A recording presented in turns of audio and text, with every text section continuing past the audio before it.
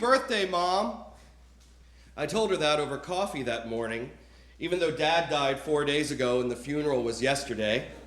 It was still, after all, her birthday. November 15th, 1989. Happy birthday, Mom. I'd flown home 4 days and 19 hours earlier after she called me at my apartment in Atlanta and told me, "You've got a ticket to Miami on Pan Am today at noon. Bring your suit." By then, I was a 23-year-old man, so my first choice was to pack this bird of paradise Hawaiian shirt I'd made from scratch in sewing class. The glue that cemented my theater degree.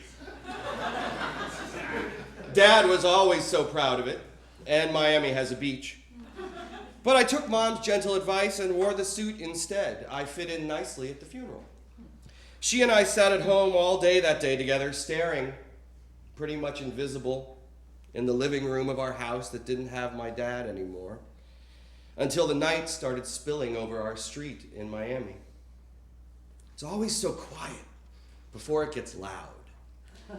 From my place on the couch, I can hear Fernando screech around the corner and grind to a halt in my gravel driveway like he'd done so many times before in a rogues gallery of other shitty cars.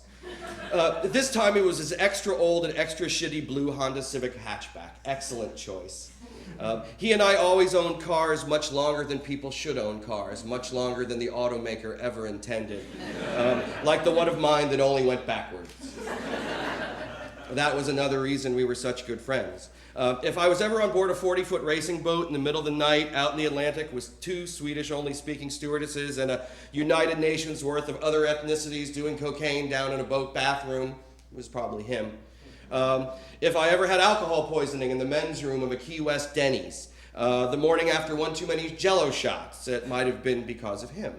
If someone was ever a bouncer at a strip club, and if I ever had to pick them up at the emergency room at 3 a.m. After a barroom brawl where a flying table hit them in the face and broke his nose for the 3rd time, probably him. If someone was studying to be a priest until getting laid on weekends kept getting in the way, that was him. If I still have naked stripper limousine bachelor party Polaroids in the back of my underwear drawer, they very well could be his. If someone ever shaved their mustache to make $50 playing He-Man, Master of the Universe at a 9-year-old Cuban kid's birthday party in Hialeah, that was him too. If someone had to feed me a tray of kamikazes so I would be the MC at his wedding, that was him as well.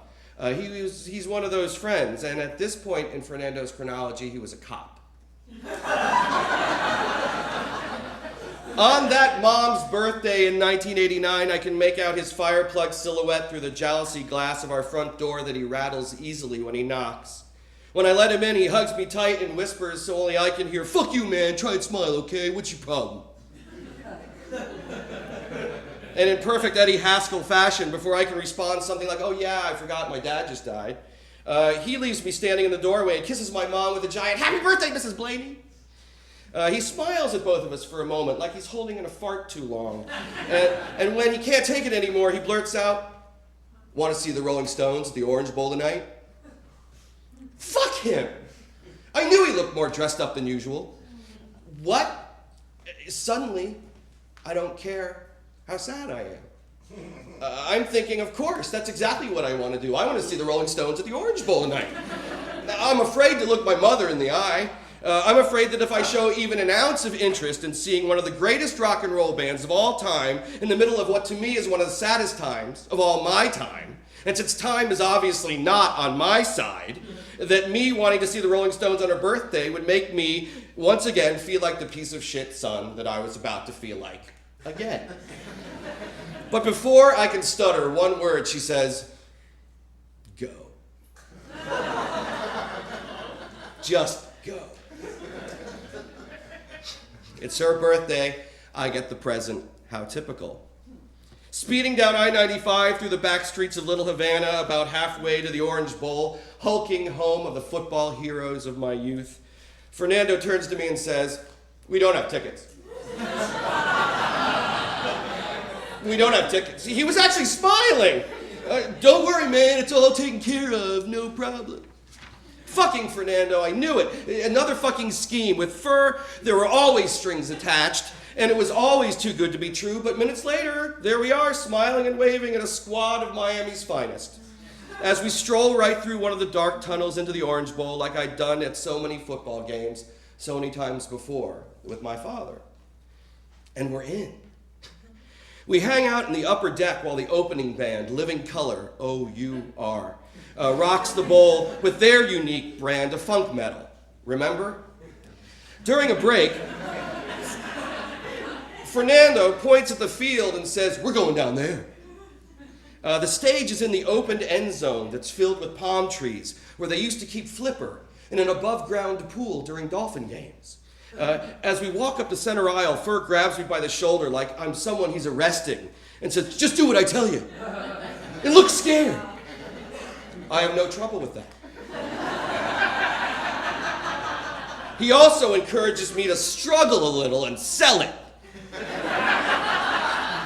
which I also do when I think necessary. There's that acting degree again. It's the Rolling Stones' giant Steel Wheels tour, so deafening, chugging train engine sounds shake the ground as we walk.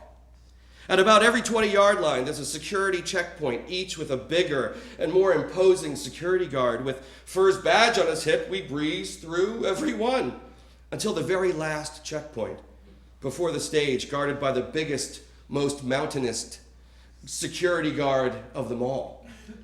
He looks down at us and says, "Where the fuck you think you're going?" Fur says, I gotta get him to the stage. Because that's where a cop is always gonna take someone who's been unruly at a Rolling Stones concert. Down front. The security guard says, "I don't give a fuck where." And at that exact moment, the stadium lights go out. We're all plunged in the darkness. Fur and I run past the guard and lose ourselves in the rush of the crowd. The Stones start up with "Start Me Up," and the guard never found us all night. He probably never looked. 80,000 people, and we're in the 10th row. No tickets. Mick, Keith, Ron, Charlie, Bill, Fernando, and Keith, just dancing in the end zone. Satisfaction, Sympathy for the Devil, Honky Tonk Women, It's Only Rock and Roll, Jumpin' Jack Flash, Midnight Rambler, Ruby Tuesday. Every song summed everything up. Sad, sad, sad, Mixed Emotions, Shattered, Paint It Black, Miss You, Tumblin' Dice, You Can't Always Get What You Want, and Gimme Shelter. I cried, I sang, I laughed, we danced. Fur even runs into an old neighborhood buddy who passes me a joint. Was this heaven? No, it was the Orange Bowl. Fernando hid while I took a giant hit, and we all went back to dancing. It goes, "Oh, a storm is threatening my very life today. If I don't get some shelter, I'm going to fade away. I really need to call and thank Fur. Thank him for all the shelter. And thank him for not letting me fade away." Woo.